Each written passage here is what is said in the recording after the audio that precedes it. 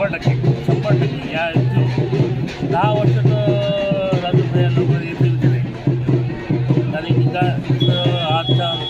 आज आपण मागील 5 वर्ष आता 5 वर्ष जसं विकास राजूभाई करू शकतात असा विकास वसमत तालुक्यातील कोणताही नेता असो आमदार असो कोणीही करू शकतो.